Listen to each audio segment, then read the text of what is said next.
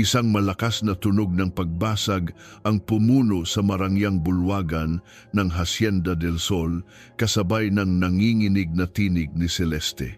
Ay, Nanay Lena, hindi ka ba talaga natingnan ang mahal-mahal ng damit ko tapos babasagan mo ng baso? Hindi ka ba nag-iingat? Ang bawat salita ay parang palaso, direktang tumama sa dibdib ni Marco na nakatayo sa tabi ni Celeste. Naroon sila sa gitna ng selebrasyon ng silver anniversary ni Dita Susan at Tito Albert, napapalibutan ng matatayog na personalidad at pamilya, at ngayon, ang buong atensyon ay nasa nagkukumpulan sa paligid ng isang basong nabasag at isang babaeng nakayuko. Si Nanay Lena, nandoon si Nanay Lena, nakayuko, pinupulot ang mga bubog. Ang suot niyang lumang baro na malinis pa rin kahit ilang taon nang ginagamit ay tila lalong kumuyumos sa harap ng makintab at mamahaling gown ni Celeste. Ang piging na dapat sana ay puno ng galak ay biglang nabalutan ng tensyon. Rinig na rinig ang bulungan ng mga bisita. Si Marco, bilang pinuno ng pamilya Reyes at kasintahan ni Celeste, ay nakaramdam ng matinding init sa kanyang pisngi. Pakiramdam niya, lahat ng mata ay nakatingin sa kanya, naghihintay ng kanyang aksyon. Pasensya na po, Ma'am Celeste, ani Nanay Lena, ang boses ay mahina at nanginginig. Hindi ko po sinasadya, babayaran ko po ang damit niyo. Ngumisi si Celeste, ang ngising hindi man lang umabot sa kanyang mga mata. Bayaran? Sa tingin mo, mababayaran mo ang halaga nito? Ito ang damit na isusuot ko sa engagement party natin, Nanay Lena. Sinira mo ang aking gabi at higit sa lahat, sinira mo ang aking prestihiyo. Hindi sinasadya, napatingin si Marco kay Nanay Lena. Nakita niya ang panginginig ng kanyang mga kamay, ang pagtaas-baba ng kanyang balikat at ang maputlang kulay ng kanyang labi. Sa loob ng halos 3 dekada, si Nanay Lena ang kanyang kanlungan, ang kanyang pangalawang ina. Si Nanay Lena ang nagpunas ng kanyang luha, nagbigay ng payo at nagturo sa kanya ng halaga ng pagiging mapagpakumbaba. Ngunit ngayon, sa harap ng lahat, siya ay tahimik. Hindi niya kayang magsalita. Hindi niya kayang ipagtanggol ang babaeng nag-alaga sa kanya mula pagkabata. Isang matinding dagok ng hiya at pagkadismaya ang bumalot kay Marco. Gusto niyang magsalita. Gusto niyang sabihin kay Celeste na tama na. Gusto niyang hilahin palayo si Nanay Lena at ipagtanggol siya. Ngunit ang mga mata ni Celeste na puno ng galit at pagmamalaki ay tila nakapako sa kanya, nagbabantang sumabog kung siya ay kikilos. Tama na, Celeste, mahinang sabi ni Dita Susan, lumapit at inilagay ang kamay sa balikat ni Nanay Lena. Hindi sinasadya, hindi mo naman kailangang ganyanin si Nanay Lena. Ngumuso si Celeste. Dita Susan, please, hindi lang ito tungkol sa baso. Ilang beses ko nang nakita na parang walang gana siya sa trabaho niya. Siguro dahil matanda na rin siya. Baka kailangan na niyang magpahinga ng permanente. Ang huling salita ni Celeste ay parang patalim na bumaon sa puso ni Nanay Lena. Nanlumo ang kanyang balikat. Marahan siyang tumayo, hindi man lang tumitingin kay Marco. Ang mga mata niya na dati laging puno ng pagmamahal para sa kanya ay ngayon ay puno ng matinding sakit. Dahan-dahan siyang naglakad palabas ng bulwagan, ang kanyang mga hakbang ay mabibigat, tila ba bawat hakbang ay nagdadala ng napakaraming bigat. Hindi siya lumingon, hindi man lang siya nagpaalam. Iniwan niya si Marco sa gitna ng nagbubulungang mga bisita kasama si Celeste na ngayoy nagpapanggap na nagmamalasakit sa kanyang nabasag na baso at nasirang damit. Ang panginginig ni Nanay Lena ay hindi dulot ng takot kundi ng matinding pagkadismaya. Sa likod ng kanyang tahimik na paglisan, mayroong isang bagay na nabasag sa loob niya, mas malalim pa sa basong iyon. Ang tiwala niya, ang pagmamahal niya, ang pag-asa niya kay Marco. "Marco, bakit hindi mo man lang ipinagtanggol si Nanay Lena?" Bulong ni Dita Susan, ang boses ay puno ng pagkadismaya. Nag-angat ng tingin si Marco, ang mukha niya ay namumula. "Dita, hindi ko alam, nagulat lang ako." "Nagulat?" Halos hindi makapaniwala si Dita Susan. "Marco, halos 30 taon na siya sa atin. Higit pa sa isang katulong, alam mo yan, parang nanay mo na si Nanay Lena. Tapos hahayaan mo lang na ganyanin ng babaeng iyan?" Nagkuyom ang kamao ni Marco. Gusto niyang sumagot, ipagtanggol ang sarili, ngunit alam niyang tama si Dita. Sa bawat segundo ng kanyang katahimikan, mas lalo siyang nilalamon ng pagsisisi. Lumapit si Celeste, humawak sa braso ni Marco. "Marco, darling, huwag mo nang pansinin si Dita, napakababaw lang ng issue. Ang mahalaga ay maayos tayo at hindi masira ang gabi ng ating mga bisita." Ngumiti siya sa mga bisita, ang ngiting puno ng pagpapanggap. Ngunit sa isip ni Marco, hindi mababaw ang nangyari. Nakita niya ang bawat butil ng luha na pinipigil ni Nanay Lena. Naramdaman niya ang sakit ng pagtatalikod. Ito ay isang sugat na mas malalim pa sa anumang pinsala sa damit o baso. Hindi na siya nagtagal sa piging. Sa kabila ng mga pagtawag ni Celeste, marahan niyang tinanggal ang kamay nito at nagpaalam sa kanyang Dita at Tito Albert. Ang mga mata ni Dita Susan ay puno pa rin ng hinanakit, isang tingin na nagpapadagdag sa bigat sa kanyang dibdib. Naglakad siya palayo, ang bawat hakbang ay tila dinadala ang lahat ng kahihiyan at pagsisisi. Pagsapit niya sa kanyang kwarto, bumagsak si Marco sa sofa. Nagsimulang umikot sa kanyang isipan ang mga pangyayari. Ang bawat salita ni Celeste, ang bawat segundo ng kanyang katahimikan, at ang bawat kirot sa mata ni Nanay Lena. Bakit siya nanatiling tahimik? Bakit niya hinayaang mangyari ang lahat? Mula pa pagkabata, si Nanay Lena ang kanyang kanlungan. Ang kanyang mga magulang ay maagang yumao, at si Nanay Lena ang humawak sa kanyang kamay, ang nagkwento sa kanya ng mga pambatang istorya hanggang sa siya ay makatulog. Si Nanay Lena ang nagluto ng kanyang paboritong adobo, ang nagturo sa kanya kung paano magdasal, at ang laging nagpapaalala sa kanya na maging mabuting tao. Pero ngayong gabi, siya ay naging isang duwag. Ngina Marco, bakit hindi mo siya ipinagtanggol?" Bulong niya sa sarili, sinabunutan ng sariling buhok. Hindi niya maintindihan ang sarili. Tuwing kaharap niya si Celeste, tila nawawala ang kanyang lakas. Ang ganda at karisma ni Celeste ay tila may kapangyarihang bumulag sa kanya, lalo na kapag kinailangan niyang ipagtanggol ang kanyang mga mahal sa buhay. Ang takot na mawala si Celeste, ang takot sa gulo, ang takot sa pagiging nag-iisa ay tila bumabalot sa kanya. Kinuha niya ang kanyang cellphone, nagbalak tawagan si Nanay Lena. Ngunit anong sasabihin niya? "Sorry Nanay, hindi ko po sinasadya na manahimik." Mas masakit pa yata iyon kaysa sa kanyang katahimikan kanina. Naramdaman niya ang kanyang bulsa. Isang bagay na pamilyar ang nahawakan niya. Kinuha niya ito. Isang lumang cellphone, may kaunting basag ang screen. Hindi ito kanya. Biglang nanlaki ang mga mata ni Marco.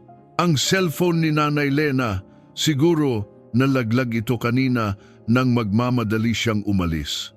Binuksan niya ang screen, walang password. Bumungad sa kanya ang isang mensahe sa isang lumang app mula sa isang numero na walang pangalan, tanging Isabel lang ang nakasulat. "Nanay Lena, kumusta? Kailangan na nating mag-usap tungkol sa plano. Palapit na ang kasal. Alam kong mahirap pero kailangan nating gawin ito para sa kanya." Kumunot ang noo ni Marco. Plano? Anong plano? At sino si Isabel? May isang lihim bang ginagawa si Nanay Lena na hindi niya alam? Ang para sa kanya ay tila tumutukoy sa kanya. Ang gabi na nagsimula sa kahihiyan at pagsisisi ay biglang nabalutan ng kuryosidad at isang matinding pangamba. Ang matamis at inosenteng Nanay Lena niya ay tila may itinatago. Marco, hawak ang lumang cellphone ni Nanay Lena, ay nakatitig sa mensahe, ang isip ay naglalakbay sa iba't ibang posibleng senaryo. Ang pagkadismaya niya sa sarili kanina ay napalitan ng isang malalim na pagdududa. Ano ba talaga ang nangyayari sa likod ng tahimik na ngiti ni Nanay Lena? At bakit may kasabwat siya, isang Isabel, sa isang plano na may kinalaman pa sa kasal niya? Nagising si Nanay Lena hindi dahil sa sinag ng araw o ingay ng mga ibon, kundi dahil sa kirot sa kanyang dibdib. Pikit pa ang kanyang mga mata, ngunit malinaw na muling naglaro sa kanyang isipan ang mga pangyayari kagabi. Ang piging, ang basong nabasag, ang matatalim na salita ni Celeste, at higit sa lahat, ang katahimikan ni Marco. Napabuntong hininga siya. Ang kanyang silid na nasa dulo ng pasilyo ng mga katulong sa Hacienda del Sol ay tahimik at malamig. Kinapa niya ang kanyang unan, ngunit wala doon ang kanyang cellphone.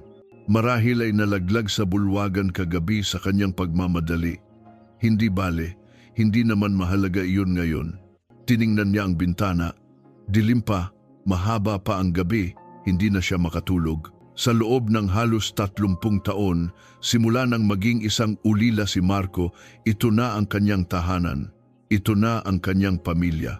Inilaan niya ang kanyang buong buhay sa pag-aalaga sa batang iyon na itinuring niyang sariling anak.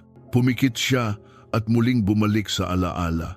Naalala niya ang kanyang sariling anak, isang munting anghel na kinuha sa kanya ng maaga. Ang sakit ay sariwa pa rin, parang kahapon lang nangyari. Pagkatapos ng pagkawala ng kanyang anak, nawalan siya ng direksyon. Ngunit binigyan siya ng Diyos ng isa pang pagkakataon para magmahal, para mag-alaga si Marco. Ang kaisa-isang hiling ng kanyang ate, ang nanay ni Marco, bago ito pumanaw. Lena, alagaan mo ang anak ko. Huwag mo siyang pababayaan, sabi ng kanyang ate noon na may panginginig ang boses. At ginawa niya, buong puso, walang pag-aalinlangan. Ngunit ngayon, pakiramdam niya, tila gumuho ang lahat ng iyon sa isang gabi. Sa isang sandali ng katahimikan, napahawak siya sa kanyang dibdib. Ang hapdi ay lumalalim. Hindi niya ininda ang mga panlalait ni Celeste. Sanay na siya, ngunit ang pagtalikod ni Marco, ang hindi niya pagtatanggol sa kanya, iyon ang nagdurog sa kanyang puso. Pakiramdam niya ay nag-iisa siya kahit nasa mismong bahay na kanyang pinaglingkuran ng matagal. May kumatok sa kanyang pinto, marahan. Nagulat siya. Sino kaya ang bibisita sa kanya ng ganoon kaaga? Nanay Lena, gising ka na ba? Boses iyon ni Tita Susan. Dali-dali siyang bumangon at binuksan ang pinto.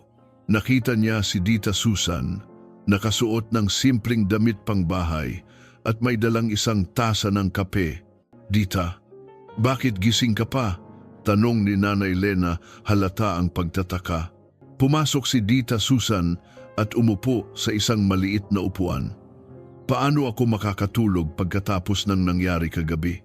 Nakakahiya kay Marco, Nanay Lena. Naramdaman ni Nanay Lena ang panginginig sa kanyang boses. Hayaan mo na, Dita. Hindi naman mahalaga. Hindi mahalaga? Nanay Lena, kayo ang nagpalaki kay Marco. Kayo ang nag-alaga sa kanya nang mamatay ang mga magulang niya. Tapos hahayaan niya lang na ganyanin kayo ng babaeng yan? Galit na sabi ni Tita Susan. Alam kong mahal mo si Marco at alam kong para mo na siyang anak, pero kailangan mong ipagtanggol ang sarili mo. Paano, Dita? Umagos ang luha sa mga mata ni Nanay Lena. Paano ako lalaban? Sino ako? Isang katulong lang ako. Siya ang may-ari ng bahay na ito at ang babaeng iyon napakakapangyarihan. Hinawakan ni Tita Susan ang kamay ni Nanay Lena. Hindi ka lang isang katulong, Nanay Lena. Kayo ay pamilya at si Marco kailangan niyang matuto. Hindi pwedeng lagi na lang siyang sunod-sunuran sa kagustuhan ni Celeste. Mabulag sa ganda at posisyon ng babaeng iyon. Alam kong may malalim na ugat ang takot niya sa pagkawala, pero hindi tama ang ginawa niya sa iyo. Ang mga salita ni Tita Susan ay parang balsam sa kanyang sugatang puso, ngunit hindi nito kayang alisin ang hapdi ng pagkadismaya. Alam ni Tita Susan ang ilang bahagi ng kanyang nakaraan, ang koneksyon niya sa pamilya Reyes, ngunit hindi ang buong katotohanan. Ang buong bigat ng kanyang sikreto ay nanatiling nakakubli. Nang umalis si Tita Susan, naramdaman ni Nanay Lena ang isang bahagyang lakas ng loob. Ngunit kinabukasan, tila nagbalik ang kanyang pagiging kimi. Sa buong maghapon, naramdaman niya ang matinding presensya ni Celeste. Tila sinasadya nitong gawing mas mahirap ang kanyang trabaho. Nanay Lena, pakilaba nga itong mga damit ko. At gusto ko, mano-mano, utos ni Celeste. Itinapon sa kanya ang isang malaking tambak ng damit kasama ang kanyang mamahaling gown na nasira raw. Ayoko ng washing machine, baka masira ang tela. Walang imik na kinuha ni Nanay Lena ang mga damit. Alam niyang ito ay isang paghihiganti. Pakiramdam niya, pinipiga ang kanyang dignidad, ngunit kinagat niya ang kanyang labi. At Nanay Lena, gusto kong ikaw mismo ang maglinis ng kwarto ko mamaya. Siguraduhin mong walang ni isang alikabok, ha? Kung hindi, alam mo na. May ngisi sa labi ni Celeste, isang ngising may halong pagbabanta. Nang dumating ang hapon, tila sinadya ni Celeste na gawing parang basurahan ang kanyang kwarto. Nakakalat ang mga gamit, may basag na mirror at mga basura. Ito ay isang uri ng pagpapahirap, alam ni Nanay Lena. Ngunit nagpatuloy lang siya, tahimik na naglinis. Kung dati, ang bawat paghawak niya sa gamit ni Marco ay puno ng pagmamahal, ngayon, ang bawat pagpupunas niya ng alikabok ay puno ng pait. Hindi niya kayang umiyak, hindi niya kayang magpakita ng kahinaan, kailangan niyang maging matibay para kay Marco. Para sa kanyang sarili. Nang gabi na, pagkatapos ng mahaba at nakakapagod na araw, pumasok si Nanay Lena sa kanyang kwarto, umupo siya sa gilid ng kama, ang kanyang katawan ay pagod na pagod. Kinapa niya ang kanyang bulsa, hinahanap ang cellphone, wala pa rin. Marahil ay naiwan talaga niya sa bulwagan. Gusto niyang tumawag. Kailangan niyang tumawag kay Isabel. Kailangan niyang sabihin sa kanya na kailangan pa nila ng mas maraming oras. Ang bigat ng kanyang sikreto ay tila lalong dumadagdag sa bawat araw. Ang kasal ni Marco at Celeste ay papalapit na at alam niya, kailangan niyang gawin ang huling bagay na iyon para kay Marco kahit masakit. Ngunit paano niya gagawin iyon nang walang cellphone? Narinig niya ang tunog ng pagdating ng kotse ni Marco. Nagmamadali siyang lumabas ng kwarto. Nakita niya si Marco na may hawak na laptop at mga papeles. Ngunit sa halip na tumingin sa kanya, direkta itong umakyat sa itaas. Naramdaman niya ang kurot sa kanyang dibdib. Kahit isang sulyap, wala. Parang hindi siya nakita. Parang wala siyang ginawa. Habang naghahanda siya ng almusal kinabukasan, isang pamilyar na amoy ang kanyang naamoy, ang pabango ni Celeste. Nanay Lena, matamis na tawag ni Celeste, ngunit ang kanyang mga mata ay nanlalamig. Nakasuot siya ng isang magandang umagang damit, tila hindi man lang napagod sa ginawa niya kahapon. Nag-angat ng tingin si Nanay Lena, huminga ng malalim. "Good morning po, Ma'am Celeste." "Good morning," ngumiti si Celeste. Ang ngiting hindi umabot sa kanyang mga mata. Lumapit siya, tumayo sa tapat ni Nanay Lena, tila sinasadya na harangan ng liwanag ng araw. "Marco at ako ay nagdesisyon na sa araw ng kasal, malapit na." Ang bawat salita ay tumagos sa puso ni Nanay Lena. Malapit na, nangangahulugan iyon na malapit na rin ang pagtatapos ng kanyang pagiging tahimik at ang simula ng kanyang huling misyon. Nagdilim ang kanyang paningin. Naramdaman niya ang mabilis na pagtibok ng kanyang puso. Ito na ang simula ng katapusan. Nagising si Marco na mabigat ang pakiramdam. Ang sikat ng araw na tumatama sa kanyang bintana ay tila lalong nagpabigat sa kanyang dibdib.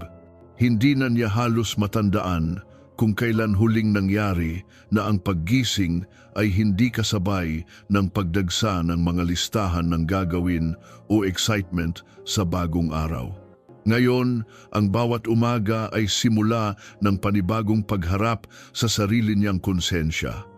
Ang imahe ni Nanay Lena na tahimik na lumalabas ng bulwagan kagabi ay nananatiling nakaukit sa kanyang isipan. Bumaba si Marco sa dining area, umaasang makita si Nanay Lena. Kailangan niyang magpaliwanag, humingi ng tawad. Kahit anong gawin niya, hindi niya mapawi ang kirot ng pagkadismaya sa mga mata ni Nanay Lena. Ngunit nang makarating siya, si Manang Sonia, ang isa pa sa matagal ng katulong sa Hacienda del Sol, ang naghain ng kanyang almusal. "Good morning, Sir Marco," anito. Ang boses ay seryoso. Hindi pa po bumababa si Nanay Lena. Nag-utos po si Ma'am Celeste na si Nanay Lena ang maglinis ng mga hardin ngayon. Nagulat si Marco. Ang paglilinis ng hardin ay karaniwang trabaho ng mga hardinero, hindi ni Nanay Lena. Lalo siyang kinabahan. "Bakit? May problema ba?" Nag-aalangan si Manang Sonia bago sumagot. Wala po, sir. Basta po, iyon po ang utos ni Ma'am Celeste. Kailangan daw po ay matutunan ni Nanay Lena na sundin ang lahat ng utos niya, lalo na po't magiging Mrs. Reyes na siya. Ang huling bahagi ay halos pabulong na lang, puno ng hinanakit. Kinagat ni Marco ang kanyang labi. Iyon na naman ang pamilyar na pananakit sa kanyang tiyan, ang paraan ng pagpaparamdam ni Celeste ng kanyang autoridad. Hindi na ito ang unang pagkakataon na nakarinig siya ng reklamo o nakasaksi ng ganitong uri ng pagtrato ni Celeste sa mga kawani. Dati binalewala lang niya, iniisip na nagiging sensitibo lang ang mga ito o kaya'y natututo lang maging boss si Celeste. Ngunit ngayon, sa kaso ni Nanay Lena, iba na ang pakiramdam niya. Pagkatapos ng almusal, nagpasiya si Marco na maghanap ng pagkakataong makausap si Nanay Lena. Pinuntahan niya ang hardin. Nakita niya si Nanay Lena nakayuko, nagtatabas ng mga halaman sa ilalim ng matinding sikat ng araw. Ang kanyang likod ay tila mas lalong yumuko. "Nanay Lena," tawag ni Marco. Nagulat si Nanay Lena, muntik pang mahulog ang gunting sa kanyang kamay. Marahan siyang humarap, ang mukha ay pawisan at maputla.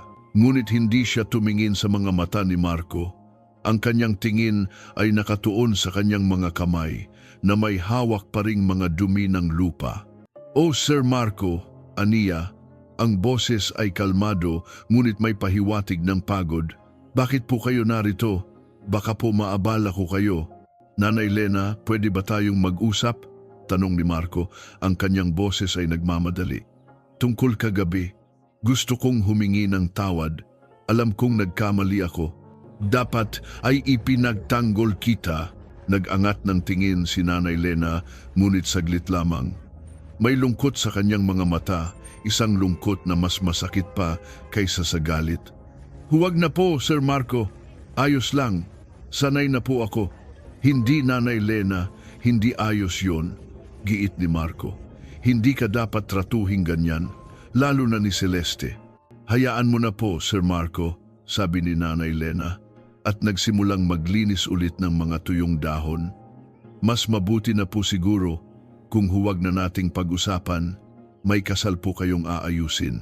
Ang pag-iwas ni Nanay Lena ay parang lalong nagbaon ng isang tinik sa puso ni Marco. Dati, madali lang niyang makausap si Nanay Lena.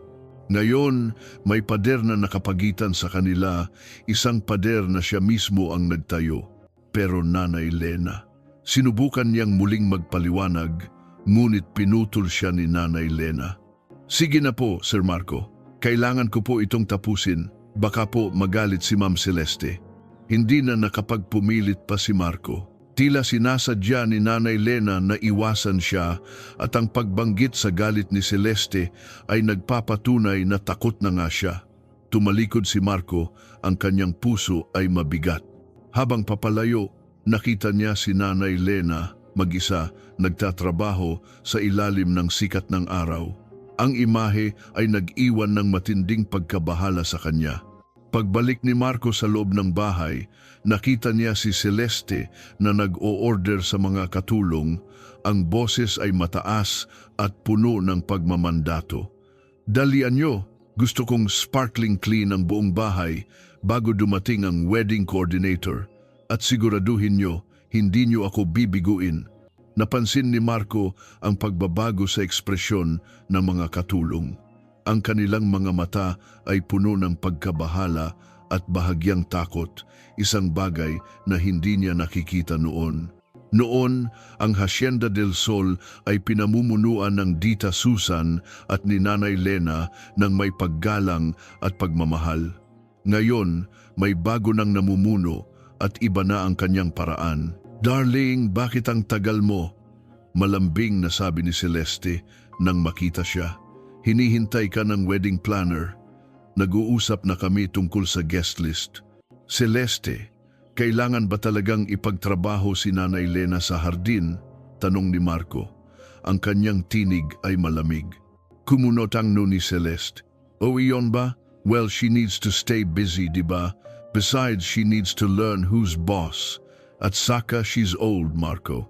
Baka nakakalimutan niya na ang kanyang lugar." "Ang kanyang lugar?" Nalilito si Marco. "She's been part of this family longer than you have, Celeste." Ngumuso si Celeste. "Oh, really? Is she? O baka naman, she's just a servant who got too comfortable?" "Look, Marco, hindi naman sa ano, pero kailangan nating panatilihin ang imahe ng pamilya Reyes. At ang isang, katulad niya na laging nagiging dahilan ng iskandalo, hindi nakakatulong."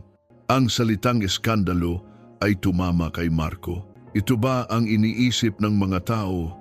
Ang ginawa ni Celeste ay hindi lang pagpapahiya kay Nanay Lena, kundi sa kanilang pamilya Reyes. Sa gabi, habang nag-iisa si Marco sa kanyang opisina, sinubukan niyang mag-focus sa trabaho, ngunit hindi niya magawa.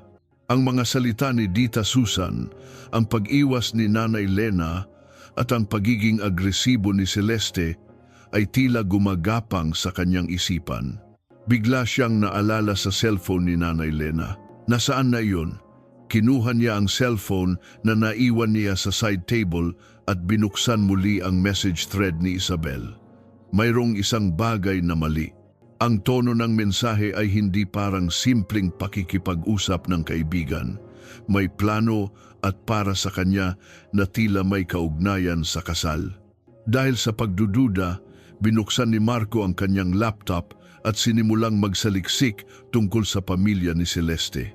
Dati, hindi niya masyadong pinansin ang mga detalye. Sapat na sa kanya ang alam niyang mayaman sila at may pangalan. Ngunit ngayon, nagsisimula na siyang pagdudahan ng lahat.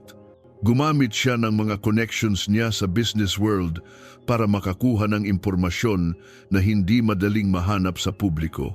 Habang nagbabrowse siya sa mga lumang news articles at financial reports, unti-unti siyang nagulat. Ang pamilya Ramirez ay hindi na pala kasing yaman tulad ng inaakala ng publiko. Marami silang utang, marami silang naluging negosyo. Ang kanilang prestigious na pangalan ay tila isang fasad lamang.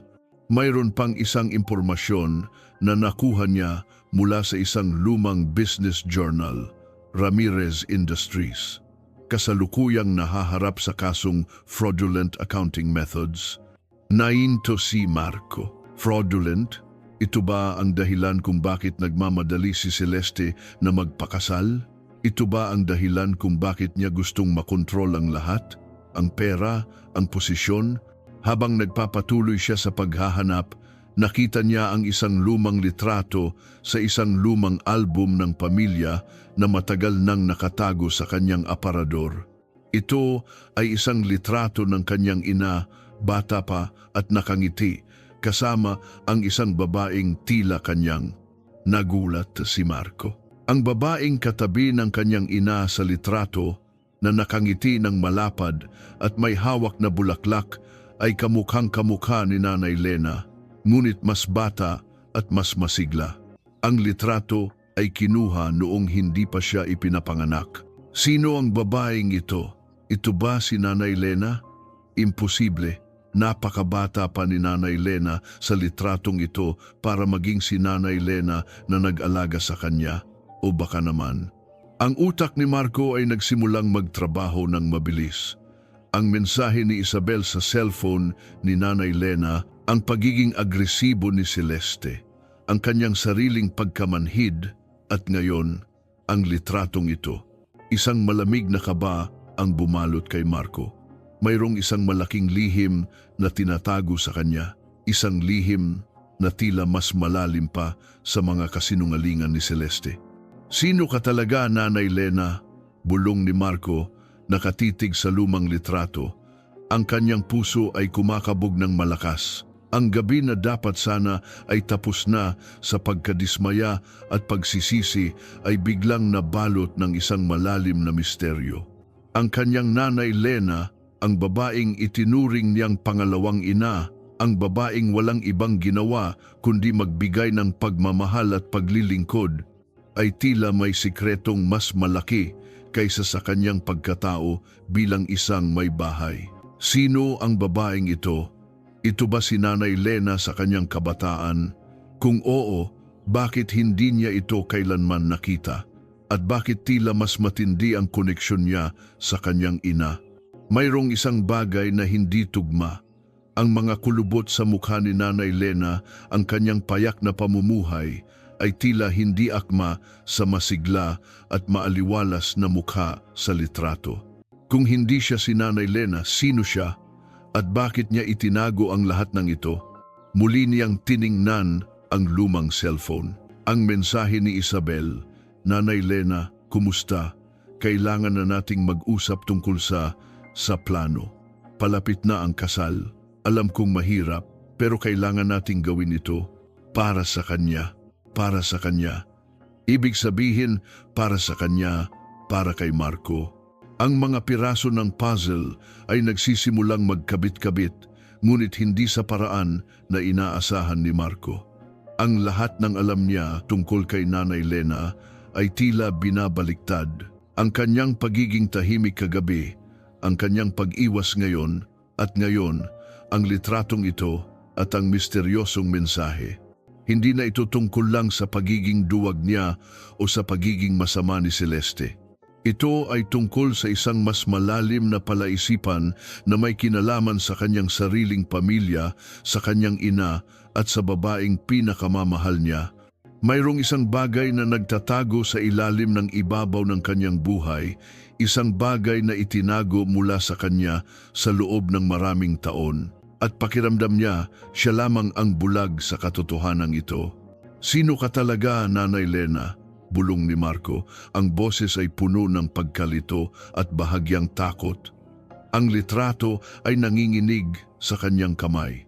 Ang kanyang mundo ay tila lumiliit at ang lahat ng kanyang pinaniniwalaan ay nagsisimulang gumuho. Hindi na siya makatulog. Ang kuryosidad ay lumalamon sa kanya. Ang pagnanais na alamin ang katotohanan ay mas matindi pa kaysa sa kanyang galit kay Celeste. Kailangan niyang malaman at alam niyang hindi siya titigil hanggat hindi niya natutuklasan ang buong kwento. Ang isang simple at tahimik na bahay ay tila mayroong mga dingding na gawa sa lihim. Ang malambing na simoy ng hangin na pumapasok mula sa malaking bintana ng silid ni Celeste ay hindi sapat upang palamigin ang nag-aalab na apoy sa kanyang dibdib. Ngiti man ang nakapaskil sa kanyang labi sa harap ng mga kaibigan at media, ngunit sa loob, isang galit at pagkabalisa ang nagngangalit. Nakaupo siya sa kanyang dressing table, pinagmamasdan ang kanyang refleksyon. Maganda, mapang-akit, walang bahid ng pagdududa, ngunit sa likod ng perpektong maskara, isang utak ang walang tigil sa pagbuo ng mga plano. Hindi niya nagustuhan ang paraan ng pagtingin ni Marco sa kanya nitong mga nakaraang araw. Ang pamilyar na pagmamahal at paghanga sa mga mata nito ay tila napalitan ng isang bagay na mas malalim, mas mapagtanong. Nakita niya si Marco ilang beses na may hawak na telepono at palihim na nakikipag-usap sa isang sulok ng bahay. Ang kanyang mga mata ay naniningkit. Nag-iimbestiga ba ito? Mayroon bang nagsumbong sa kanya? Imposible. Napakahusay niyang magtago ng mga bakas. Ngunit ang duda ay isang halimaw na kapag pinakain ay lumalaki. Ang kanyang posisyon sa pamilya Reyes ay malapit ng maging sementado. Ilang linggo na lang at magiging ganap na siyang Mrs. Reyes. Hindi niya hahayaang may sumira doon, lalo na ang isang hamak na Nanay Lena o sino man na gustong sumira sa kanyang perpektong buhay na pinaghirapan niyang itayo. Bumalik sa kanyang isip ang alaala ng kanyang nakaraan, ang kanilang dating marangyang tahanan, na unti-unting lumubog sa utang at kahihiyan. Ang pag-aalipusta ng mga dating kaibigan, ang pakiramdam ng kawalan. Hinding-hindi niya hahayaang mangyari ulit iyon. Si Marco Reyes ang kanyang tiket palabas sa bangungot na iyon at walang sino man ang makakapigil sa kanya. Kinuha niya ang kanyang sapphire necklace, isang pamana mula sa kanyang lola na puno ng sentimental na halaga at mahal na mahalaga rin ang halaga sa pera. Tinitigan niya ito. Ito ang kanyang susunod na sandata. Nanay Lena, halika rito. Mataas niyang tawag sa katulong. Maya-maya, pumasok si Nanay Lena, ang kanyang mukha ay halata ang pagod. Ano po iyon, Ma'am Celeste? May lilinisin ka, sabi ni Celeste. Ang boses ay puno ng kapangyarihan. Gusto kong linisin mo ang lahat ng gamit ko dito, isa-isa, at siguraduhin mong walang ni isang gasgas, lalo na ang mga alahas ko. Walang imik na kinuha ni Nanay Lena ang mga gamit. Habang abala siya sa paglilinis, tahimik na pinagmasdan ni Celeste ang bawat galaw niya. Nang saglit na tumalikod si Nanay Lena para kumuha ng basang tela, mabilis na kinilos ni Celeste. Inilagay niya ang sapphire necklace sa bulsa ng lumang apron ni Nanay Lena, kasama ang isang papel na may nakasulat na mga numero, tila isang resibo. Ang lahat ay binalangkas ng perpekto. Ngumisi si Celeste. Hindi na makakapanggulo pa si Nanay Lena. Kinagabihan, nagkaroon ng dinner party para sa mga malalapit na kaibigan ng pamilya Reyes.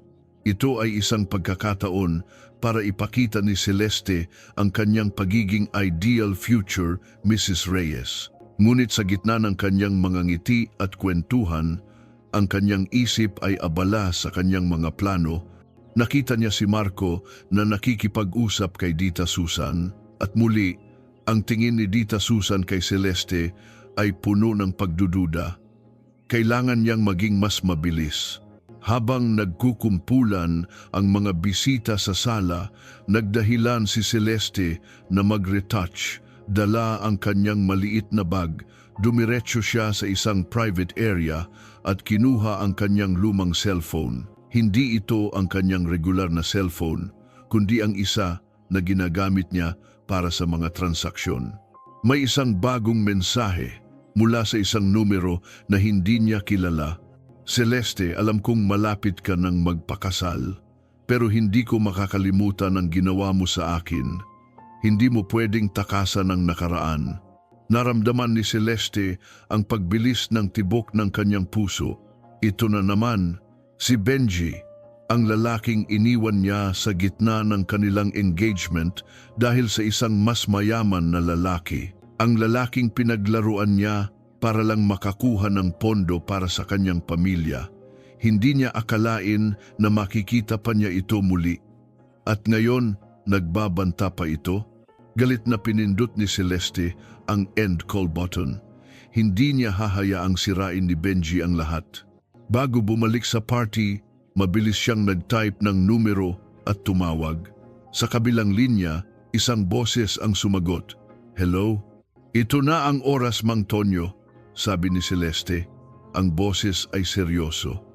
Gawin mo na ang napag-usapan natin. Kailangan kong malinis ang pangalan ko at kailangan kong masiguro na hindi na siya makakabalik pa.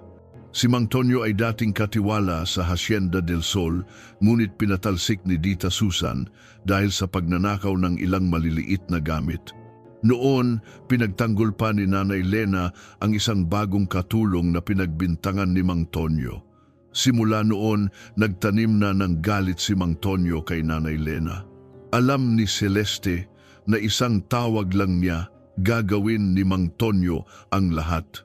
Siguraduhin mo lang, Ma'am Celeste, na maibibigay mo ang pinag-usapan natin, sabi ni Mang Tonyo sa kabilang linya. Huwag kang mag-alala. Mas malaki pa sa inaasahan mo ang matatanggap mo, pangako ni Celeste. Ang kanyang mga mata ay nagniningning sa kasamaan. Pinatay niya ang tawag. Isang ngiti ang sumilay sa kanyang labi.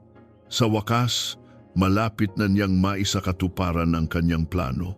Ang pagbagsak ni Nanay Lena ay magiging simula ng kanyang paghahari. Walang makakapigil sa kanya. Naglakad siya pabalik sa sala. Ang kanyang mukha ay puno ng matamis na ngiti. Ang kanyang plano ay perpekto.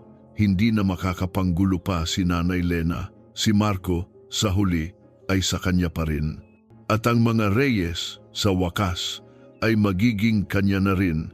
Habang naglalakad siya papunta sa kinaroroonan ni na Marco at Dita Susan, sinadya niyang dumaan sa harap ni Nanay Lena na kasalukuyang nag-aayos ng mga plato sa buffet table.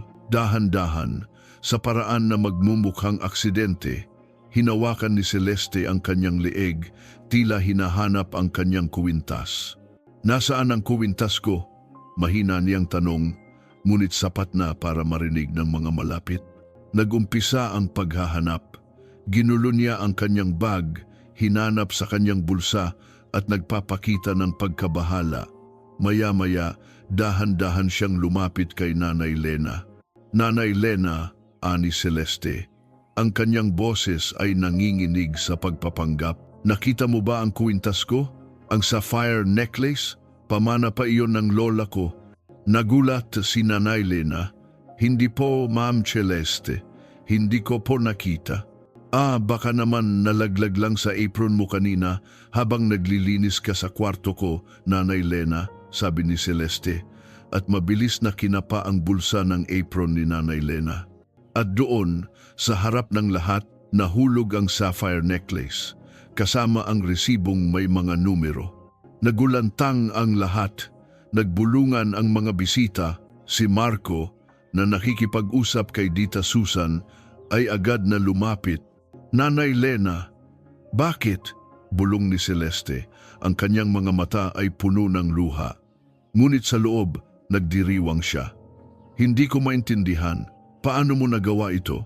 Si Nanay Lena ay nanatiling nakatayo, nanginginig. Ang kanyang mukha ay maputla. Ang mga mata niya ay nakatingin sa kuwintas sa sahig at pagkatapos ay kay Marco na may pagdududa sa kanyang mga mata. Hindi siya makapagsalita. Wala siyang maisip na dahilan. Ang lahat ng ebidensya ay laban sa kanya. Isang malakas na pagkabigla ang bumalot kay Marco habang nakatitig sa sapphire necklace na nakakalat sa sahig. Ang huni ng pagbulong-bulungan ng mga bisita ay tila isang nakakabinging ingay sa kanyang pandinig. Ang puso niya ay kumalabog ng mabilis, hindi dahil sa galit, kundi sa matinding pagkalito at pagdududa. Nanay Lena, bakit? Bulong ni Celeste. Ang kanyang boses ay nanginginig sa pagpapanggap. Lumuhod siya, pinulot ang kuwintas, at tinakpan ang kanyang mukha, tila umiiyak. Hindi ko maintindihan. Paano mo nagawa ito sa akin? Sa atin? Si Nanay Lena ay nanatiling nakatayo, nanginginig. Ang kanyang mukha ay maputla at ang mga mata niya ay nanlalaki sa pagkabigla. Hindi siya makapagsalita. Ang mga mata niya ay nakatingin sa kuwintas. Pagkatapos ay kay Marco na may pagdududa sa kanyang mga mata. Pakiramdam niya ay gumuho ang kanyang mundo. Nanay Lena, ano ito? Tanong ni Marco. Ang kanyang boses ay kalmado, ngunit may pahiwatig ng pag-aalala. Sinubukan niyang lapitan si Nanay Lena, ngunit pinigilan siya ni Celeste. "Marco, huwag mo siyang lapitan!" hiyaw ni Celeste, at mabilis na tumayo, nakayakap sa kanya. Baka may iba pa siyang itinatago, baka may iba pa siyang ninakaw. At doon, nagkaroon ng eksena. Lumapit si Mang Tonyo, ang dating katiwala na pinatalsik sa Hacienda del Sol. Ang kanyang mukha ay puno ng peking awa. "Sir Marco, Ma'am Celeste, hindi po ako nagulat. Dati pa po ay may pagdududa na ako kay Nanay Lena. Minsan po ay may nawawalang pera sa counter at si Nanay Lena po ang huling nakakita. Pero pinagtakpan po siya ni Dita Susan." Nagulantang si Dita Susan. "Mang Tonyo, anong pinagsasabi mo? Walang katotohanan yan. Kayo ang nagnanakaw dito." "Huwag ka nang magsinungaling, Dita," balik ni Mang Tonyo. "Ako po, Sir Marco, Ma'am Celeste, may mga ebidensya pa po ako. May mga resibo po ako na nagpapatunay na may ginagawa si Nanay Lena na hindi maganda. At nakita ko rin po siya minsan may kausap sa telepono tungkol sa pagbebenta ng mga gamit dito sa bahay." Kasabay ng mga salita ni Mang Tonyo, inilabas niya ang isang set ng mga resibo na nagpapakita ng mga transaksyon na tila galing sa mga ari-arian ng Reyes na may pirma ni Nanay Lena. Ito ay isang perpektong setup. Ang lahat ay binalangkas ng maayos. Napatingin si Marco sa mga resibo. Ang kanyang isip ay nagulo. Ang cellphone ni Nanay Lena, ang mensahe ni Isabel, ang litrato, ang lahat ay tila konektado, ngunit sa paraan na hindi niya maintindihan. "Nanay Lena," ani Marco, ang kanyang boses ay nagbabago mula sa pag-aalala tungo sa pagkalito at pagdududa. "Mayroon ka bang gustong sabihin? Bakit mo itinago ang mga ito sa akin?" Umiling si Nanay Lena, ang kanyang mga mata ay puno ng luha. "Wala po, Sir Marco. Hindi ko po alam kung bakit nangyayari ito. Hindi ko po ninakaw ang kuwintas, hindi ko po ginawa ang sinasabi nila. Pero ang mga ebidensya, Nanay Lena," sabi ni Celeste, ang kanyang boses ay tila may halong hinanakit. "Ang kuwintas sa bulsa mo, ang mga resibo, at ang testimonya ni Mang Tonyo, ang lahat ng mata ay nakatuon kay Nanay Lena. Ang pagbulong-bulungan ay lumakas. Mayroon ding mga taong kahit naguguluhan ay nag-umpisa ng maniwala. Ang ilang mga katulong na takot kay Celeste ay yumuko at umiwas ng tingin. "Hindi ko po talaga alam, Sir Marco," aniya, ang kanyang boses ay basag. "Maniniwala po ba kayo sa akin?" Nakatitig si Marco kay Nanay Lena, ang kanyang puso ay nagdududa, ang mga ebidensya ay napakalakas. Ngunit paano niya paniniwalaan na ang babaeng nag-alaga sa kanya sa buong buhay niya ay magnanakaw? Ang babaeng nagturo sa kanya ng tama at mali. "Marco, hindi ka pwedeng maniwala sa kanya," hiyaw ni Dita Susan. "Ito ay gawa-gawa lang ni Celeste. Hindi magagawa ni Nanay Lena yan." "Dita Susan, please, huwag mo nang guluhin pa ang sitwasyon," sabi ni Celeste, at humigpit ang kapit kay Marco. "Marco, kailangan mong gumawa ng desisyon. Ito ay tungkol sa reputasyon ng pamilya Reyes at sa akin. Bilang future wife mo, hindi ko hahayaang mapahiya tayo." Marco, sa wakas, ay napilitan. Sa isang banda, alam niyang may mali. Ang lahat ay tila masyadong perpekto para maging totoo. Ngunit sa kabilang banda, ang mga ebidensya ay laban kay Nanay Lena. At ang pressure mula kay Celeste at sa mga bisita ay napakalaki. "Nanay Lena," ani Marco, ang kanyang boses ay mabigat. "Kailangan nating imbestigahan ito. Sa ngayon, kailangan mong magpahinga muna. Pansamantala, ikaw ay Dinchi." Ang salitang Dinchi ay tumama kay Nanay Lena na parang kidlat. Nanlaki ang kanyang mga mata. Tumulo ang kanyang mga luha. Ang kanyang balikat ay biglang bumagsak. Ang mga salita ay mas masakit pa kaysa sa anumang pananakit ng katawan. Ang pagtatapos ng kanyang paglilingkod, ang pagtalikod ni Marco. Sir Marco, bulong niya, ngunit hindi na lumabas ang kanyang boses. Dahan-dahan siyang tumalikod, ang kanyang mga hakbang ay mabigat. Ang bawat hakbang ay tila isang kuko na bumaon sa puso ni Marco. Nakita niya ang panginginig ng mga balikat ni Nanay Lena habang papalabas ito ng sala. Hindi siya makapaniwala. Ang lahat ng kanyang pinaniniwalaan ay gumuho sa isang iglap. Ang babaeng itinuring niyang pangalawang ina ay ngayon ay nakasuhan ng pagnanakaw at siya, si Marco, ang nagdesisyon. Niyakap siya ni Celeste, ang kanyang mukha ay puno ng peking pag-aalala. Sige na darling, tama ang ginawa mo, kailangan mong maging matatag para sa atin. Ngunit sa loob, walang maramdaman si Marco kundi kawalan ng pag-asa. Mayroon siyang isang pakiramdam na mayroong isang malaking pagkakamali, na mayroong isang bagay na hindi niya nakikita. Ang tingin ni Tita Susan, na puno ng pagkadismaya at galit, ay nagpatunay sa kanyang hinala. Nagpatuloy ang party, ngunit hindi na iyon ang dating masayang pagtitipon. Ang mga bisita ay nagbubulungan pa rin. Si Marco ay nakaupo sa tabi ni Celeste, ngunit ang kanyang isip ay malayo. Ang larawan ni Nanay Lena na lumalabas sa bulwagan ay nananatiling nakaukit sa kanyang isipan. Ang sapphire necklace ay ligtas na muli sa leeg ni Celeste. Ngunit ang presyo nito ay mas mahalaga kaysa sa halaga nito sa pera, ang pagmamahal, ang tiwala, ang pamilya. Lahat ng iyon ay nagkakabiyak-biyak. Hindi nakatulog si Marco. Ang pagbagsak ni Nanay Lena kagabi ay tila isang mabigat na panaginip na patuloy na bumabalot sa kanya. Bawat oras ng gabi, ang mukha ni Nanay Lena na puno ng sakit at pagkadismaya, ang tingin ni Tita Susan na puno ng hinanakit ay patuloy na naglalaro sa kanyang isipan. Ang sapphire necklace, ang mga resibo, ang mga salita ni Celeste, lahat ng iyon ay nagsasayaw sa kanyang isipan, lumilikha ng isang nakakagulong simponya ng pagdududa. Alam niya, sa kaibuturan ng kanyang puso, alam niyang hindi magagawa ni Nanay Lena ang pagnanakaw, ngunit ang mga ebidensya, ang lahat ng bagay ay tumuturo kay Nanay Lena. Maliban sa isang bagay, ang kanyang puso, ang pagmamahal at tiwala na inilaan ni Nanay Lena sa kanya sa buong buhay niya. Kinuha niya ang cellphone ni Nanay Lena na natagpuan niya sa bulwagan. Muling binasa ang mensahe ni Isabel. Kailangan na nating mag-usap tungkol sa plano. Palapit na ang kasal.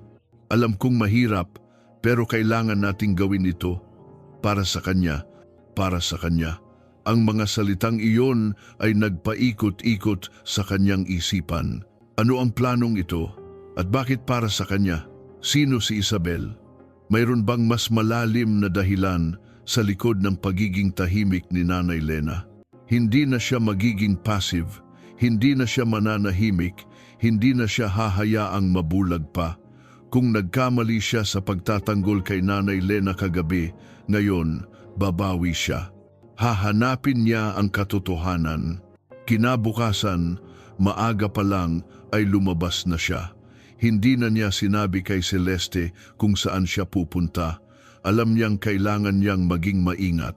Ang una niyang pinuntahan ay ang lumang bahay ng kanyang ina na ngayon ay isang bodega na lamang ng mga lumang gamit ng pamilya. Dito niya nahanap ang lumang album ng litrato kung saan nakita niya ang imahe ng isang batang babae na kamukha ni Nanay Lena. Pumasok siya sa loob. Ang bawat sulok ay puno ng alikabok at alaala. Nagsimula siyang maghalungkat, naghahanap ng anumang maaaring magbigay liwanag sa misteryo. Sa isang lumang baul, nakita niya ang isang kahon. Ito ay nakasulat na mga alaala ni Ma'am.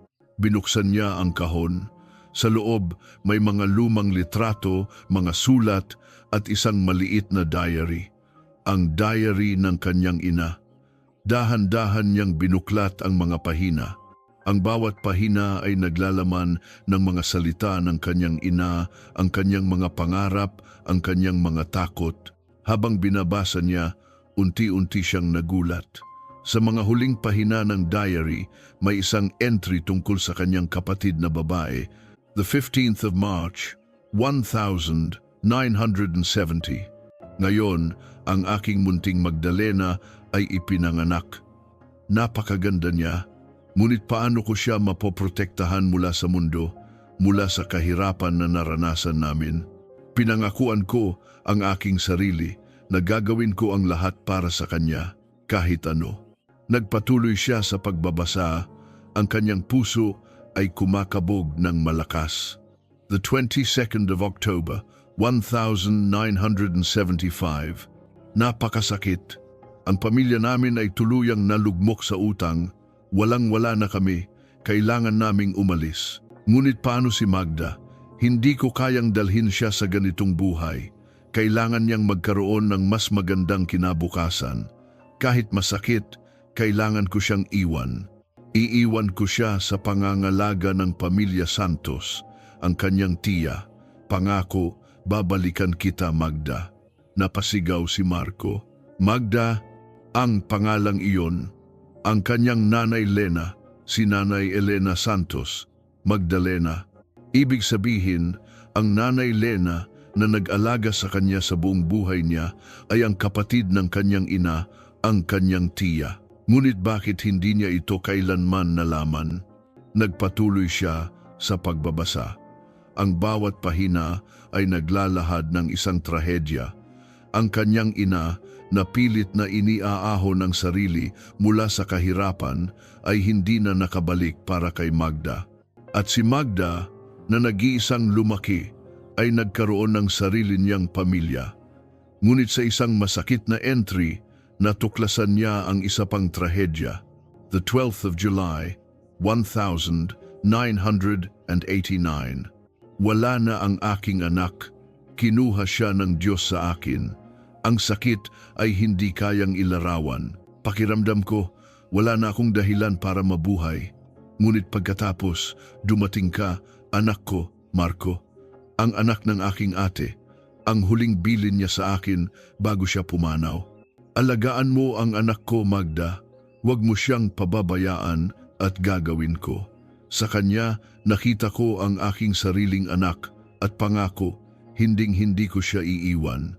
Nanatili si Marco sa kinatatayuan. Ang diary ay nanginginig sa kanyang mga kamay.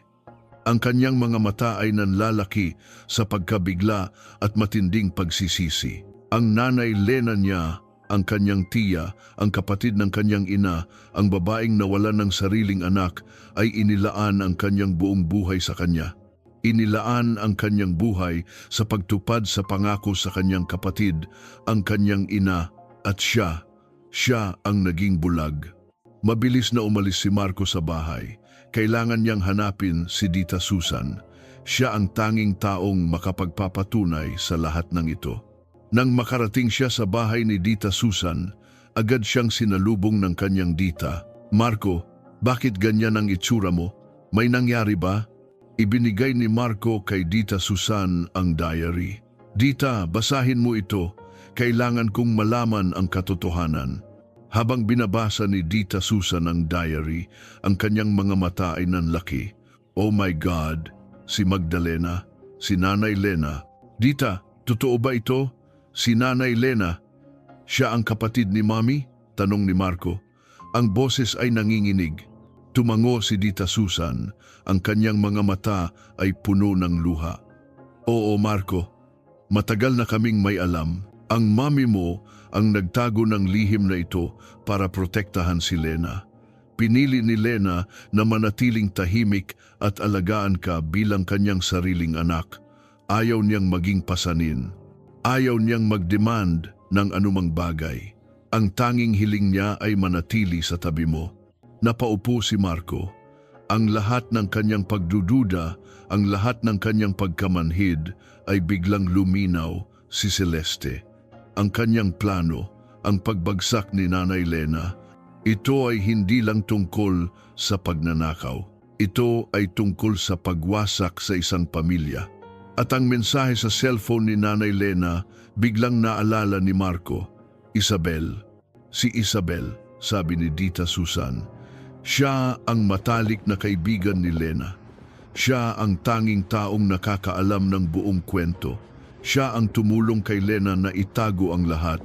Plinano nilang sabihin sa iyo ang katotohanan pagkatapos ng kasal mo, pero huli na. Hindi na nag-aksaya pa ng panahon si Marco. Kinuha niya ang cellphone ni Nanay Lena at agad na tinawagan si Isabel. Sa kabila ng pagdududa, kailangan niyang marinig ang buong kwento mula mismo sa taong nakakaalam. Pagkasagot ni Isabel sa tawag, ipinaliwanag ni Marco ang lahat, ang bawat detalye. Ang kanyang mga pagdududa, ang litrato, ang diary, ang kanyang paghahanap ng katotohanan. Sir Marco, sabi ni Isabel, ang boses ay puno ng pag-aalala. Mayroon po kaming plano. Ang kasal niyo po ang ginagawa naming pagkakataon para ipaalam ang lahat, pero naunahan po kami ni Celeste. Anong plano? Tanong ni Marco. May mga ebidensya po kami laban kay Celeste, sabi ni Isabel. Mga dokumento na nagpapatunay na siya ang nagnanakaw, na siya ang nag-set up kay Nanay Lena. Biglang nag-iba ang pakiramdam ni Marco, ang galit, ang pagkapahiya, ang pagsisisi. Ang lahat ay tila sumabog sa loob niya. Celeste, bulong niya. Ang pangalang iyon ay ngayon ay puno ng pagkamuhi. Huminga ng malalim si Marco. Ngayon, malinaw na ang lahat. Alam niya na ang lahat ng iyon ay bahagi ng isang malaking scheme ni Celeste para makontrol ang kanyang kayamanan at posisyon. At si Nanay Lena, ang kanyang tiya, ang babaeng nagmahal sa kanya nang higit pa sa kanyang sarili, ang siyang naging biktima. Tumayo si Marco. Ang kanyang mga mata ay puno ng determinasyon. Hindi na siya ang dating Marco na madaling manipulahin. Ngayon, haharapin niya ang katotohanan. Salamat, Isabel, sabi ni Marco. Kailangan nating magkita. Ngayon na, kailangan kong malaman ang lahat at kailangan kong gumawa ng isang bagay. Pagkatapos ng tawag, nanatili si Marco sa kinatatayuan, ang lumang sulat sa kanyang kamay, ang kanyang mukha ay maputla. Nanay Lena. Aking Dita Magda, hindi siya makapaniwala sa katotohanan na kanyang natuklasan. Ang kanyang puso ay nabibiyak sa pagsisisi at matinding pagmamahal. Biglang tumunog ang kanyang cellphone, isang tawag mula kay Celeste. Tiningnan ni Marco ang cellphone na may puno ng pagkamuhi sa kanyang mga mata. Ngayon, alam niya na ang laban ay hindi na tungkol sa kanya. Ito ay tungkol sa pamilya. Ito ay tungkol sa pagmamahal. At ito ay tungkol sa paghahanap ng katarungan. Ang tawag ni Celeste ay nagpatindig ng balahibo ni Marco. Ngunit sa pagkakataong ito, hindi ito dulot ng takot, kundi ng isang nag-aalab na galit at determinasyon. Sinagot niya ang tawag, ang kanyang boses ay kalmado, halos walang emosyon. Hello, Celeste. Darling, saan ka ba nagpunta? Kanina pa kita hinahanap, malambing na sabi ni Celeste. Ngunit sa pandinig ni Marco, puno ito ng pagpapanggap. Umuwi ka na. May mahalaga tayong pag-uusapan tungkol sa kasal. Uuwi ako, Celeste, sagot ni Marco. Ang kanyang mga mata ay naniningkit. At may pag-uusapan din tayo. Magkita tayo sa library. Pagdating ko, walang pag-aalinlangan. Ibinaba ni Marco ang tawag. Tumayo siya, ang kanyang katawan ay puno ng bagong lakas. Ang pagiging tahimik niya ay tapos na. Ito na ang simula ng kanyang laban. Pagdating ni Marco sa Hacienda del Sol, agad siyang dumiretso sa library. Nakita niya si Celeste, nakaupo sa isang silya, ang kanyang mga mata ay puno ng pagtataka at bahagyang iritasyon. Marco, ano bang problema mo? At bakit ang tagal mo? Tanong ni Celeste. Nagkrus ang mga braso. Hindi sumagot si Marco. Sa halip, lumapit siya sa mesa, inilagay ang lumang diary ng kanyang ina, ang litrato at ang cellphone ni Nanay Lena. Isinubsob niya ang mga ito sa harap ni Celeste. "Ano ito?" tanong ni Celeste. Ang kanyang boses ay nagbabago. "Ang katotohanan, Celeste," sabi ni Marco. Ang kanyang tinig ay malamig. "Ang katotohanan na matagal mong itinago. Ang katotohanan na pilit mong binubulag sa akin." Nagsimulang magbasa si Marco mula sa diary ng kanyang ina, ang tungkol kay Magdalena. Ang paghihirap, ang pag-iwan, ang pagkawala ng anak, at ang pangako. Habang nagbabasa siya, ang mukha ni Celeste ay unti-unting namutla. Ang kanyang mga mata ay nanlalaki sa pagkabigla. "Hindi. Impossible," bulong ni Celeste. Pagkatapos, kinuha ni Marco ang litrato. Siya, Celeste, si Nanay Lena. Siya ang kapatid ng aking ina. Siya ang Dita Magdalena ko. Napasinghap si Celeste. Ang kanyang maskara ay nagsisimula ng mabasag. "Marco, huwag kang maniwala dyan. Ito ay gawa-gawa lang. Matanda na ang diary na yan." "Gawa-gawa?" Nginisyan siya ni Marco. "Gaya ng pagnanakaw na pinagbintangan mo kay Nanay Lena, ang sapphire necklace, ang mga resibong inilabas ni Mang Tonyo. Alam kong ikaw ang nag-set up sa kanya, Celeste." Nanlumo si Celeste. Paano mo nalaman?" "Nalaman ko ang lahat, Celeste," patuloy ni Marco. Ang kanyang boses ay puno ng galit. "Ang tungkol sa nalugi niyong negosyo, ang tungkol sa kasong fraudulent accounting methods, ang tungkol sa mga utang niyo, ang lahat ng ito ay ginawa mo para lang sa pera, para lang sa posisyon, at handa kang tapakan ang sinuman para lang makuha ang gusto mo, kahit ang babaeng nag-alaga sa akin sa buong buhay ko." Sinubukan ni Celeste na manipulahin si Marco.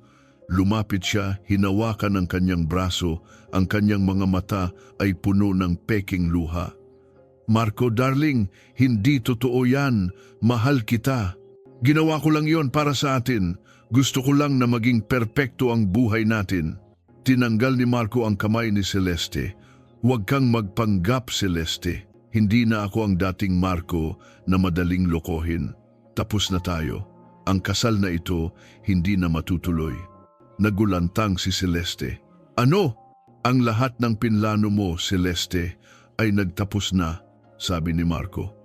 "Huwag kang mag-alala. Ipapaalam ko sa lahat ang tungkol sa totoong Celeste Ramirez. At siguraduhin ko, Celeste, na haharapin mo ang lahat ng legal na proseso para sa lahat ng ginawa mo." Nag-iba ang mukha ni Celeste. Ang kanyang peking ngiti ay napalitan ng isang mukha na puno ng galit at pagkamuhi. "Marco, pagsisisihan mo ito. Sasabihin ko sa lahat na ikaw ang duwag, na hindi mo kayang panindigan ang relasyon natin." "Go ahead, Celeste," sabi ni Marco, kalmado. "Sige, ngunit sa paggawa mo niyan, mas lalo mong ipinapakita ang tunay mong kulay. At sa huli, Celeste, walang maniniwala sa iyo." Sa isang iglap, iniwan ni Marco si Celeste sa library, nag-iisa, puno ng galit at takot. Ang kanyang trabaho ay hindi pa tapos. Kailangan pa niyang gumawa ng isang bagay, ang pinakamahalaga. Mabilis na umalis si Marco sa Hacienda del Sol. Alam niyang kailangan niyang hanapin si Nanay Lena. Alam niya kung saan ito nagpunta. Sa isang maliit na bahay, sa isang malayong lugar na dating pag-aari ng isang kamag-anak ni Nanay Lena. Pagdating niya, nakita niya si Nanay Lena nakaupo sa isang lumang upuan sa harap ng isang simpleng bahay. Nakatanaw ito sa malayo, ang kanyang mukha ay puno ng lungkot. Ang kanyang katawan ay tila mas lalong lumiit. Dahan-dahang lumapit si Marco. "Nanay Lena," nagulat si Nanay Lena. Lumingon siya, ang kanyang mga mata ay nanlaki nang makita si Marco. "Sir Marco, bakit po kayo narito?" Lumuhod si Marco sa harap ni Nanay Lena. Hinawakan niya ang kanyang kamay na may mga bakas ng pagod at paglilingkod. "Nanay Lena, patawarin niyo po ako." Nagula si Nanay Lena. "Ano po ang sinasabi niyo, Sir Marco?" Nalaman ko na ang lahat, Nanay Lena, sabi ni Marco. Ang kanyang boses ay nanginginig sa pagsisisi. Ang diary ni Mommy, ang litrato, ang lahat. Nalaman ko na po, ikaw po ang kapatid ni Mommy. Ikaw po ang Dita Magdalena ko. Nanlaki ang mga mata ni Nanay Lena. Ang kanyang bibig ay bahagyang nakabukas. Tumulo ang mga luha sa kanyang mga mata, hindi ng sakit, kundi ng isang halo ng ginhawa at matinding emosyon. Marco, bulong niya, patawarin niyo po ako, Nanay Lena. Patawarin niyo po ako sa aking pagkamanhid, sa aking pagiging bulag, sa aking pagiging duwag. Hindi ko po kayo ipinagtanggol, hindi ko po kayo pinaniwalaan. Napakalaki po ng pagkakamali ko. Niyakap ni Nanay Lena si Marco ng mahigpit. Ang kanyang mga luha ay patuloy na umaagos. Ang kanyang mga kamay ay humaplos sa likod ni Marco na parang isang bata. Marco, anak ko, bulong niya. Ang kanyang boses ay basag sa damdamin. Hindi mo kailangang humingi ng tawad. Ginawa ko lang ang nararapat, ang pangako ko sa mami mo at ang pagmamahal ko sa iyo. Sa yakap na iyon, tila bumalik ang lahat ng nawala. Ang pagmamahal, ang tiwala, ang pamilya. Hindi po, Nanay Lena. Kailangan ko pong humingi ng tawad, sabi ni Marco. Ang kanyang boses ay puno ng pagsisisi. Dahil sa akin, nagdusa po kayo. Dahil sa akin, pinagdudahan po kayo. Pero ngayon po, Nanay Lena, hinding-hindi ko na po hahayaan na may manakit pa sa inyo. Pangako ko po iyan. Nag-angat ng tingin si Nanay Lena. Ang kanyang mga mata ay puno ng pag-asa. Marco, anak ng Di. Sa sandaling iyon, alam ni Marco na sa wakas siya ay nasa tamang landas. Hindi ito madali. Ngunit sa piling ni Nanay Lena, alam niyang malalampasan niya ang lahat. Ang laban ay hindi pa tapos. Ngunit sa pagkakataong ito, hindi na siya mag-iisa. Niyakap ulit ni Nanay Lena si Marco. Ang kanyang mga mata ay nakatingin sa malayo, sa papalubog na araw. Ang kanyang puso ay puno ng pagmamahal. Matagal na niyang hinintay ang sandaling ito, ang pagkilala, ang pagmamahal. Marco, nakayakap sa kanyang tiya, ay naramdaman ang init ng pagmamahal. Ang isang tiya na mas higit pa sa isang ina. Ang kailangan niya. Nakaupo si Nanay Lena sa tabi ni Marco sa harap ng napakaraming tao. Ang silid ng tanggapan ng Reyes Corporation ay punong-puno ng mga mamamahayag, mga miyembro ng pamilya at mga kaibigan. Ang ilaw ng flash ng kamera ay tila sumisilaw sa kanyang mga mata, ngunit sa pagkakataong ito, wala siyang naramdamang takot. Hawak niya ang kamay ni Marco. Ang init nito ay nagbibigay sa kanya ng lakas. Magandang umaga po sa inyong lahat, panimula ni Marco. Ang kanyang boses ay malakas at malinaw, puno ng paninindigan. Ako po si Marco Antonio Reyes at narito po ako ngayon para linawin ang ilang mga bagay na bumalot sa aming pamilya sa mga nakaraang araw. Nagsimulang magsalita si Marco. Hindi siya nagtago ng anuman. Ipinaliwanag niya ang tungkol sa mga kasinungalingan ni Celeste, ang pagtatangka nitong manipulahin siya at ang pagtatakip sa kanyang mga krimen. Ipinakita niya ang mga ebidensya na kanyang natipon, ang mga dokumentong nagpapatunay sa fraudulent activities ng pamilya Ramirez at ang lihim na kasunduan ni Celeste kay Mang Tonyo. Ang lahat ng nakaraang pagdududa ay nawala, napalitan ng katotohanan. Pagkatapos, kinuha ni Marco ang lumang diary ng kanyang ina at ngayon, nais ko pong ipaalam sa inyo ang isang matagal ng sikreto ng pamilya Reyes. Ang lihim na aking ina, si Maria Elena Reyes, ay matagal nang itinago ang lihim tungkol sa kanyang kapatid. Nagsimulang magbasa si Marco mula sa diary ng kanyang ina, ang tungkol sa kanyang Dita Magdalena, ang kanyang hirap, ang kanyang pagkawala ng anak at ang pangako na alagaan siya. Habang binabasa niya, Naramdaman ni Nanay Lena ang mabilis na pagtibok ng kanyang puso. Ito ang sandali na matagal niyang pinangarap at kinatatakutan. Ang Dita Magdalena na tinutukoy po sa diary na ito, sabi ni Marco, at tiningnan siya, ang kanyang mga mata ay puno ng pagmamahal at paggalang. Ay walang iba kundi ang babaeng nasa tabi ko ngayon. Ang aking Nanay Lena, ang aking Dita Magdalena.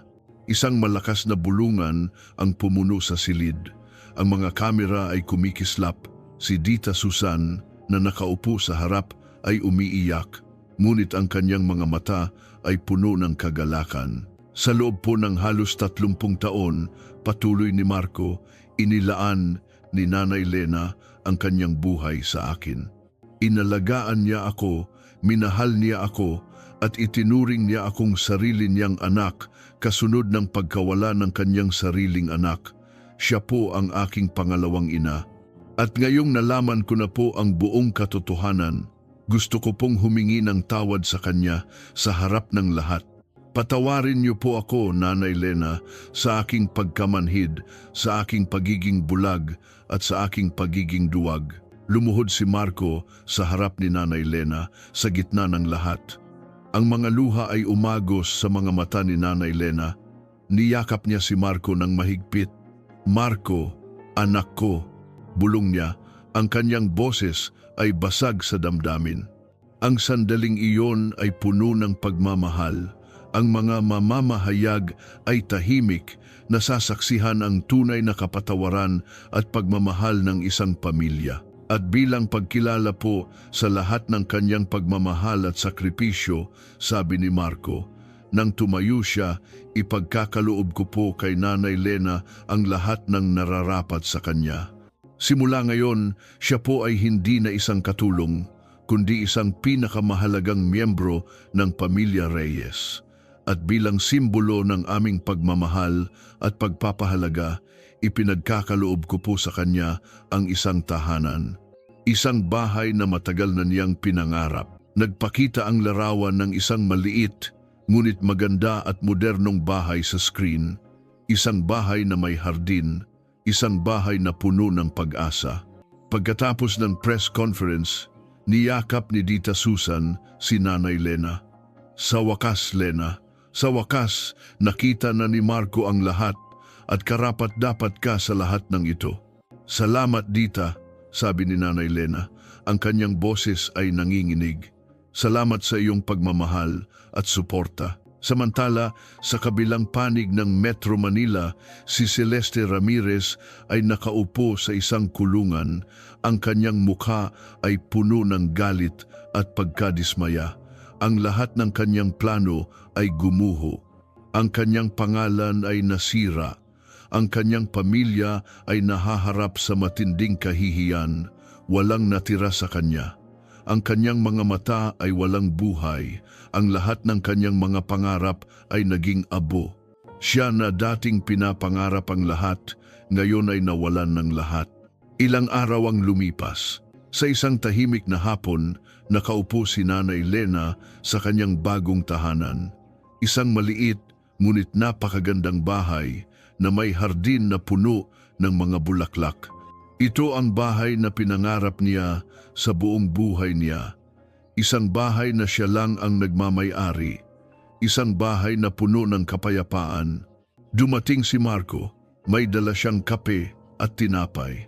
Umupo siya sa tabi ni Nanay Lena sa beranda. "Kumusta po, Nanay Lena?" tanong ni Marco. Ang kanyang boses ay puno ng pagmamahal. "Ayos na ayos, Marco," ngumiti si Nanay Lena. Ang kanyang mga mata ay puno ng luha ng kaligayahan. "Dito, pakiramdam ko ay malaya ako at ligtas." Nagkwentuhan sila ng matagal, mga alaala mula sa nakaraan, mga pangarap para sa hinaharap. Hindi na kailangan ni Nanay Lena na magtago ng anuman. Hindi na siya kailangang matakot. "Nanay Lena," sabi ni Marco, "gusto ko pong malaman niyo na sa puso ko kayo po ang aking ina at hinding-hindi ko na po hahayaan na may manakit pa sa inyo." Hinawakan ni Nanay Lena ang kamay ni Marco. At ikaw naman, Marco, anak ko, ikaw ang dahilan kung bakit ako nabuhay. Ang pagmamahal ko sa iyo ay walang katapusan. At ngayon, sa wakas, naramdaman ko na ang tunay na kapayapaan. Sabay silang tumingin sa papalubog na araw. Ang kulay kahel at lila ay naghalo sa kalangitan na parang isang pagpipinta. Ang araw ay lumubog, ngunit ang pag-asa ay nanatili. Ang kanilang nakaraan ay puno ng sakit at pagsubok, ngunit ang kanilang hinaharap ay puno ng liwanag. Ang kwento ni Nanay Lena, ang kwento ng isang taong nagmahal ng walang kondisyon, ay isang patunay na ang tunay na halaga ng isang tao ay hindi nakikita sa kanyang posisyon o kayamanan, kundi sa kanyang puso. At ang tunay na pagmamahal ay laging mananaig. Sa huli, ang paghilom ay nagsisimula sa kapatawaran at ang bagong simula ay lumilitaw mula sa mga abo ng nakaraan. Ang Hacienda del Sol ay muling naging tahanan ng pagmamahal at si Nanay Lena, ang Dita Magdalena, ay sa wakas ay natagpuan ang kanyang lugar, hindi bilang isang katulong, kundi bilang ang nagmamahal na matriarch ng pamilya Reyes. At dito nagtatapos ang kwento ni Marco at Nanay Lena, isang paglalakbay na puno ng pagmamahal, sakripisyo at ang walang hanggang lakas ng pamilya. Sa aming mga minamahal na tagapakinig, mula sa kaibuturan ng aming puso, maraming salamat po sa inyong pagtangkilik at pagbibigay oras na samahan kami sa bawat kabanata ng buhay ni Marco at Nanay Lena. Bilang inyong scriptwriter, isang malaking pribilehiyo at kaligayahan ang ibahagi ang kwentong ito. Sa bawat salitang isinulat, naramdaman ko ang bawat emosyon, ang pait ng pagkadismaya, ang hapdi ng pagtalikod, ang galit sa kawalang katarungan, at higit sa lahat, ang init ng pagmamahal at kapatawaran. Ang paglikha ng mundong ito, ng mga karakter na ito, ay isang paglalakbay din para sa akin na nagpaalala sa akin ng tunay na halaga ng bawat isa sa atin. Naway ang kwentong ito ay nag-iwan ng isang malalim na mensahe sa inyong puso na ang tunay na pag-ibig ay hindi lamang tungkol sa romansa, kundi sa pagkalinga, sa pagpapatawad, at sa paghahanap ng katotohanan sa loob ng bawat relasyon. Ang pag-asa ay laging naroon kahit gaano pa kadilim ang pinagdadaanan. Ito ay paalala na ang pamilya, anuman ang anyo nito, ay ang ating pinakamalaking kayamanan. Hinihikayat po namin kayong ibahagi ang inyong mga saloobin, ang inyong mga aral at ang inyong mga damdamin pagkatapos marinig ang kwentong ito. Ang inyong mga komento ay nagbibigay inspirasyon at nagpapatunay na ang mga kwento ay may kapangyarihang magkaisa at magpagaling. Maraming salamat po muli. Hanggang sa muling pagkukuwentuhan, Pusong Lihim.